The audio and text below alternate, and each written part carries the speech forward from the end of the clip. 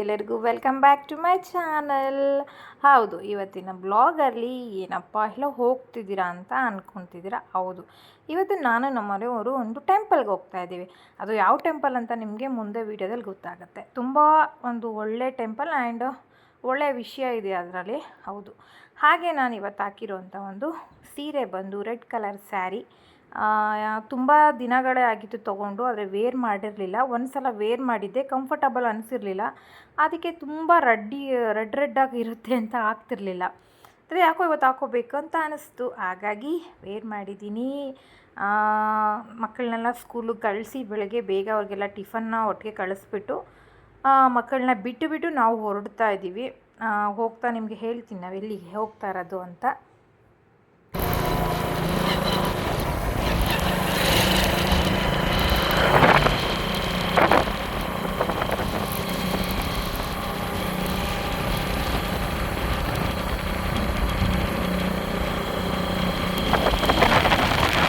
Okay friends, ನಾವು ಎಲ್ಲಿಗೆ ಹೋಗ್ತಾ ಇದ್ದೀವಿ ಅಂತ ನಿಮ್ಗೆ ಆಲ್ರೆಡಿ ಗೊತ್ತಿರುತ್ತೆ.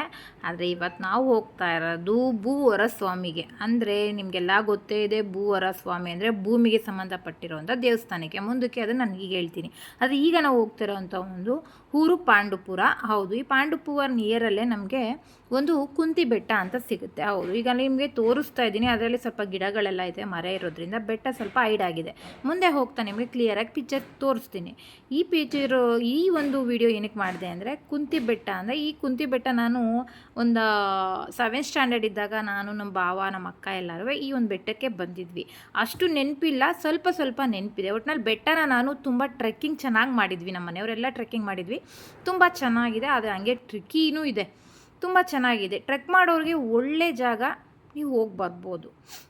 ಇದರ ಒಂದು ವಿಶೇಷತೆ ಏನಕ್ಕಪ್ಪ ಅಂದರೆ, ಇಲ್ಲಿ ನೋಡಿ, ಇದೇನೇ ನಿಯರ್ ಅಂದರೆ ಇಲ್ಲಿ ಬೆಟ್ಟಕ್ಕೆ ಹೋಗುವಂಥ ಒಂದು ಜಾಗ ಇದೇನೆ. ಇಲ್ಲಿಂದನೇ ಹೋಗಬೇಕು ಬೆಟ್ಟಕ್ಕೆ.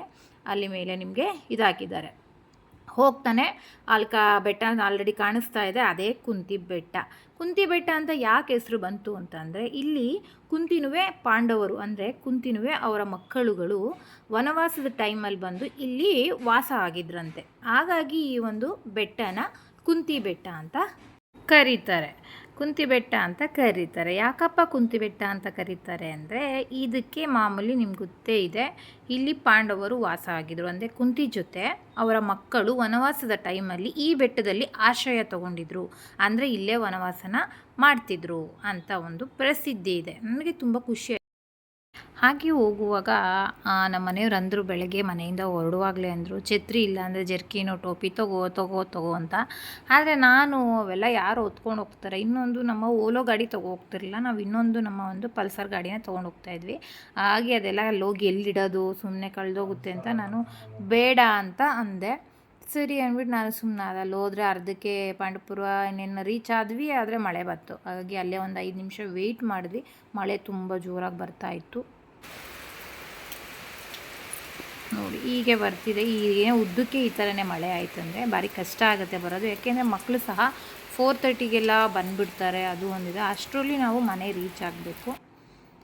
ನೋಡೋಣ, ಮಳೆ ನಿಂತ್ಕೊಳ್ಳೋ ಅಂಥ ಸಾಧ್ಯತೆ ಕಾಣಿಸ್ತಾ ಇಲ್ಲ, ಹೇಗೆ ಅಂತ ಗೊತ್ತಾಗ್ತಾ ಇಲ್ಲ. ಹಾಗೆ ಅಲ್ಲೇ ವೆಯ್ಟ್ ಮಾಡ್ತಾಯಿದ್ವಿ. ಹೀಗೆ ಮುಂದಕ್ಕೆ ಅಂದರೆ ಆ ಕಡೆ ಎಲ್ಲ ಮಳೆ ಅಂತ ಕೇಳ್ಪಟ್ಟಿದ್ವಿ. ಆದರೆ ನಮ್ಮ ಕಡೆ ಸ್ವಲ್ಪ ಮಳೆ ಕಮ್ಮಿನೇ ಇರೋದ್ರಿಂದ ಕಷ್ಟ ಆಗುತ್ತೆ ಹೋಗೋದು.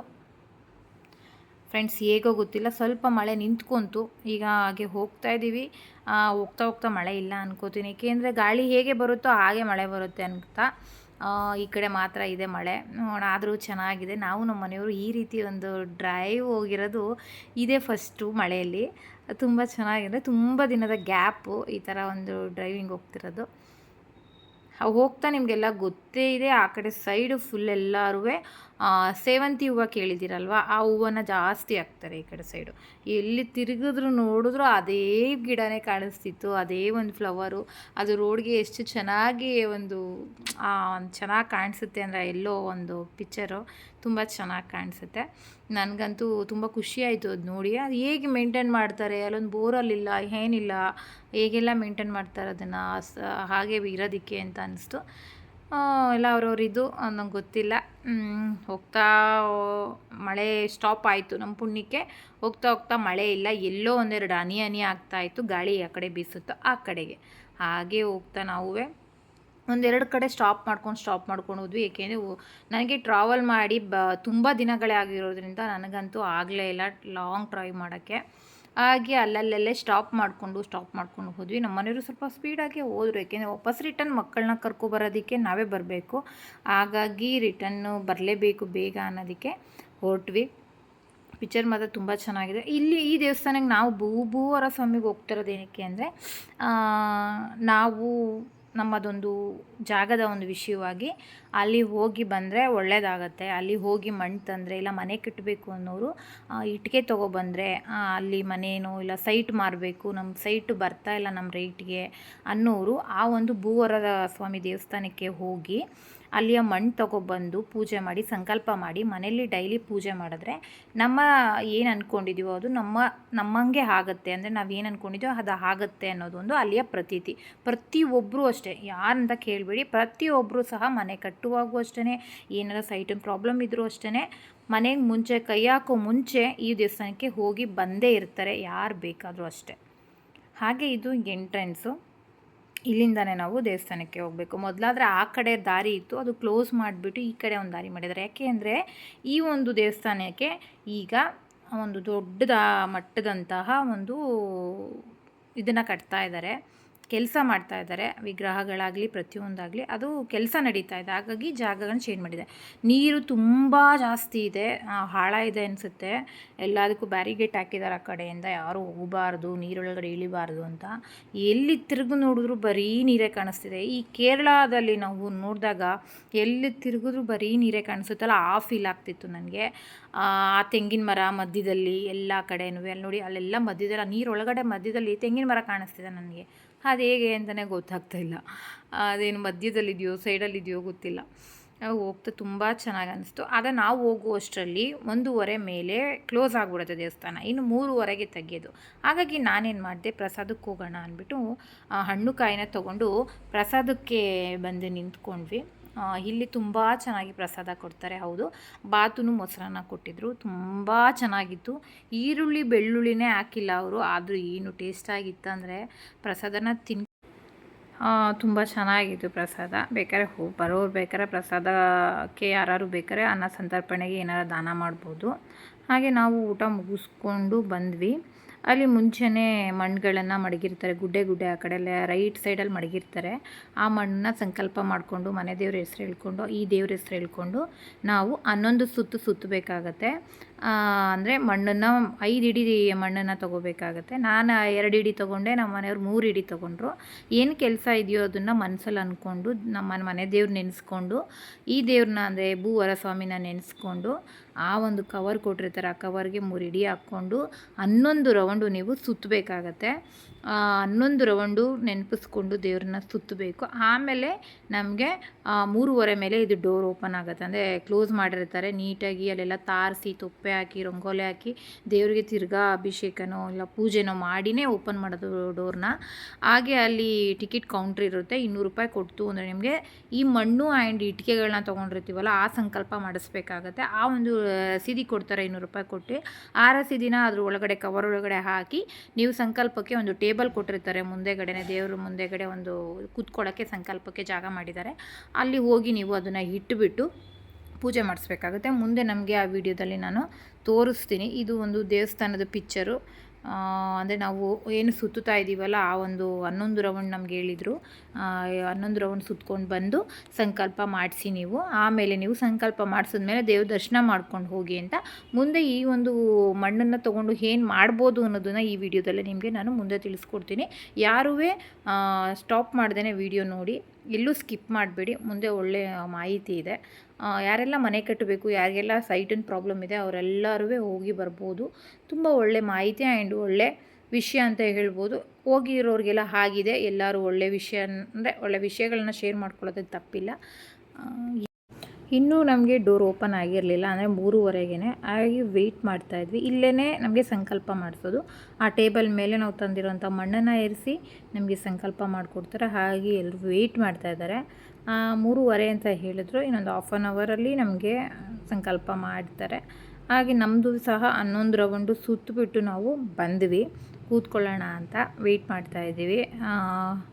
ಇಲ್ಲಿ ಕೆಲಸ ನಡೀತಾ ಇದೆ. ಬ್ಯಾಕ್ಗ್ರೌಂಡ್ ಸೌಂಡ್ ಕೊಡೋಣ ಅಂದರೆ ತುಂಬ ಡಿಸ್ಟರ್ಬ್ ಇದೆ. ಯಾಕೆಂದರೆ ದೇವಸ್ಥಾನನ ತುಂಬ ದೊಡ್ಡ ಮಟ್ಟಿಗೆ ಮಾಡಲಿಕ್ಕೆ ಪ್ರಯತ್ನ ಮಾಡ್ತಾಯಿದ್ದಾರೆ. ಹಾಗಾಗಿ ಹಿಂದೆಗಡೆ ನಾನು ಬ್ಯಾಕ್ ಸೌಂಡ್ ಕೊಡೋಕ್ಕಾಗಿಲ್ಲ, ಬೇಜಾರು ಮಾಡ್ಕೋಬೇಡಿ.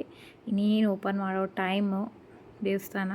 ಆದರೆ ನಾನು ದೇವ್ರನ್ನ ತೋರಿಸ್ತೀನಿ. ಏನೋ ವಿಡಿಯೋ ಮಾಡಬಾರ್ದು ಅಂತ ದೊಡ್ಡದಾಗಿಯೇ ಇಲ್ಲಿ ಬೋಲ್ಡ್ ಹಾಕ್ಬಿಟ್ಟಿದ್ದಾರೆ. ಗೊತ್ತಿಲ್ಲ ಏನಾಗುತ್ತೆ ಅಂತ. ಆದಷ್ಟು ಟ್ರೈ ಮಾಡ್ತೀನಿ. ಆಗಿಲ್ಲ ಅಂದರೆ ಬೇಜಾರು ಮಾಡ್ಕೋಬೇಡಿ, ನಾವು ಮಾತ್ರ ದರ್ಶನ ಮಾಡ್ಕೊಂಬರ್ತೀವಿ. ಹಾಗೆ ದರ್ಶನಕ್ಕೆ ನಾವು ಸಹ ಕ್ಯೂವಲ್ಲೇ ಬಂದ್ವಿ. ಹಣ್ಣು ಕಾಯಿನ ತೊಗೊಂಡು ಮಾಮೂಲಿ ಅದೇನು ಕೊಟ್ಟಿರ್ತಾರೋ ಮಣ್ಣನ್ನ ತೊಗೊಂಡು ಹೋಗಬೇಕು.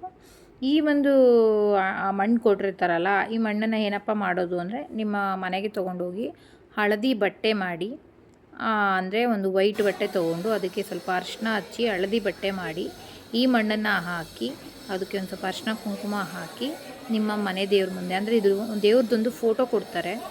ಭೂವರ ಸ್ವಾಮಿದೊಂದು ಫೋಟೋ ಸಿಗುತ್ತೆ ನಿಮಗೆ. ಎಲ್ಲಿ ಅಂದರೆ ಟಿಕೆಟಲ್ಲೇ ಕೊಡ್ತಾರೆ. 200 ರುಪೀಸ್ ಏನು ಟಿಕೆಟ್ ತೊಗೋತೀವೋ ಅಲ್ಲೇ ಕೊಡ್ತಾರೆ. ಆ ಫೋಟೋನ ತೊಗೊಂಡು ದೇವ್ರ ಮನೆ ಮುಂದೆ ಇಟ್ಟು ನೀವು ಮನೆಗೆ ಬಂದು ದೀಪ ಹಚ್ಚಬೇಕಾಗತ್ತೆ. ಅಂದರೆ ನಿಮ್ಮ ಒಂದು ಸಂಕಲ್ಪ ಮಾಡಿಕೊಂಡು ತಿರ್ಗಾ ನೀವು ಡೈಲಿ ದೀಪ ಹಚ್ಚಬೇಕಾಗತ್ತೆ. ದೇವ್ರ ಹತ್ರ ಕೇಳ್ಕೋಬೇಕಾಗತ್ತೆ. ಇದ್ರ ಬಗ್ಗೆ ನಿಮ್ಮ ಒಂದು ಪ್ರಾರ್ಥನೆ ದೇವರಿಗೆ ಸಲ್ಲಿಸಬೇಕಾಗತ್ತೆ. ಹೌದು, ಹಾಗೆಯೇ ದೇವಸ್ಥಾನದ ಒಳಗಡೆನೇ ಹೋದೆ. ನನಗೆ ಯಾರೂ ಅಷ್ಟಾಗಿ ವಿಡಿಯೋ ಮಾಡಬೇಡಿ, ಫೋಟೋ ತೆಗಿಬೇಡಿ ಅಂತ ಡಿಸ್ಟರ್ಬ್ ಮಾಡಲಿಲ್ಲ. ನನ್ನ ಪುಣ್ಯಕ್ಕೆ ನೋಡ್ಕೊಂಬಿಡಿ ದೇವ್ರನ್ನ. ಆದರೆ ಅಲ್ಲಿ ದೇವರು ಸ್ವಲ್ಪ ಒಳಗಡೆ ಫುಲ್ಲು ಕತ್ತಲೆಲ್ಲೇ ಇರೋದ್ರಿಂದ ದೇವ್ರು ಕಾಣದೆ ಹೋಗ್ಬೋದು.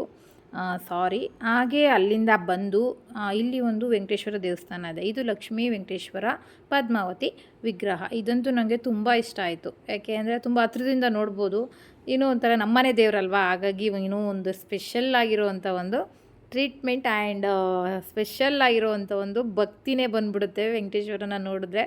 ಹಾಗೆ ಅಲ್ಲೂ ಸಹ ಬೇಡಿಕೊಂಡು ನಾವು ಸಹ ಬಂದ್ವಿ. ಇಲ್ಲಿ ಹೇಗೆ ಅಂದರೆ ಯಾವಾಗಲೂ ಅಷ್ಟೇ ರಂಗೋಲಿ ತೊಪ್ಪೆ ಹಾಕಿ ತಾರಿಸೋದು ಈ ಥರ ಎಲ್ಲ ಮಾಡ್ತಾರೆ ದೇವಸ್ಥಾನದಲ್ಲಿ. ಇದು ನಾನು 2ನೇ ಸಲಿನೇ ಈ ರೀತಿಯೇ ನೋಡಿದ್ದೀನಿ, ಈ ಟೈಮಿಂಗ್ಸಲ್ಲೇ ನೋಡಿದ್ದೀನಿ. ತುಂಬ ಖುಷಿ ಆಗುತ್ತೆ. ಇದು ಎಂಟ್ರೆನ್ಸ್ ನೋಡಿ. ದೇವಸ್ಥಾನನ ಆಗಲೇ ತೋರ್ಸೋಕ್ಕಾಗಿರಲಿಲ್ಲ, ಯಾಕೆಂದರೆ ನಾನು ವಿಡಿಯೋ ಮಾಡೋಕ್ಕಾಗಿರಲಿಲ್ಲ. ಸ್ವಲ್ಪ ನಾನು ಸುತ್ತಾ ಇದ್ನಲ್ಲ ದೇವಸ್ಥಾನನ, ಹಾಗಾಗಿ ಸುಮ್ಮನಾದೆ. ಆಮೇಲೆ ಮಾಡೋಣ ಅಂತ ಹಾಗಾಗಿ ಈಗ ತೋರಿಸ್ತಾ ಇದ್ದೀನಿ, ನೋಡ್ಕೊಂಬಿಡಿ. ಎಲ್ಲ ಕಡೆನೂ ಕಲ್ಲನ್ನು ಕಟ್ಟಿದ್ದಾರೆ. ಅಂದರೆ ನೀವು ಅಲ್ಲಿ ಹೋಗಿ ಏನು ಮಾಡಬೇಕಂದ್ರೆ, ಮನೆ ಕಟ್ಟೋರು ಅಲ್ಲಿಯ ಕಲ್ಲುಗಳನ್ನು ಹುಡುಕಿ ಒಂದು 4-5 ಸ್ಟೆಪ್ಪನ್ನ ಇಡ್ತಾರೆ. ಆ ಥರ ಮನೆ ಕಟ್ಬಿಟ್ಟು ಬಂದರೆ ನೀವು ಮನೆ ಕಟ್ತೀರಾ ಅನ್ನೋದು ಒಂದು ವಾಡಿಕೆ. ಹಾಗೆ ಅಲ್ಲಿಯ ಒಂದು ಪ್ರಸಿದ್ಧ. ನೋಡಿ, ಈ ಥರ ಎಲ್ಲ ಕಲ್ಲುಗಳನ್ನು ರೆಡಿ ಮಾಡ್ತಾ ಇದ್ದಾರೆ. ತುಂಬ ಡಿಸ್ಟರ್ಬೆನ್ಸ್ ಇದೆ ಮಾತ್ರ ಇಲ್ಲಿ ವಿಡಿಯೋ ಮಾಡಲಿಕ್ಕೆ ನಾವು ಆಗೋದೇ ಇಲ್ಲ. ಹಾಗೆ ನಾನು ಬ್ಯಾಕ್ ಸೈಡು ವಾಯ್ಸ್ ಕೊಟ್ಕೊಂಡೆ ವಿಡಿಯೋ ಮಾಡ್ತಾಯಿದ್ದೀನಿ.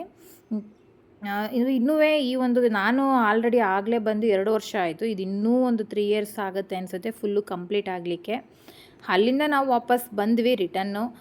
ನನಗಂತೂ ತುಂಬ ತಲೆನೋವು ಬಂದುಬಿಟ್ಟಿತ್ತು. ಹಾಗಾಗಿ ಏಕೆಂದರೆ ಬೆಳಗ್ಗೆ ಅಲ್ಲಿ ಊಟ ಮಾಡಿದ್ದು, ಅದಾದಮೇಲೆ ನಾವೇನೂ ತಿನ್ನಲಿಲ್ಲ, ಕುಡಿಲಿಲ್ಲ. ನಮ್ಮ ಮನೆಯವ್ರಿಗೆ ಈ ಟೈಮ್ ಆಯಿತು ಅಂದರೆ ಕಾಫಿ ಬೇಕೇ ಬೇಕು. ಹಾಗಾಗಿ ನಾವು ಅಲ್ಲಿಗೆ ಬಂದು ಒಂದು ಟೀನಾರ ಕುಡಿಯೋಣ ಅಂತ ಬಂದ್ವಿ. ಇದು ನಮ್ಮ ಮಂಡ್ಯದ ಹತ್ತತ್ರನೇ ಸಿಗುತ್ತೆ ನಿಮಗೆ. ಇವರು ಸಹ ಮಾಡಿರೋರು ರೈತರೇ.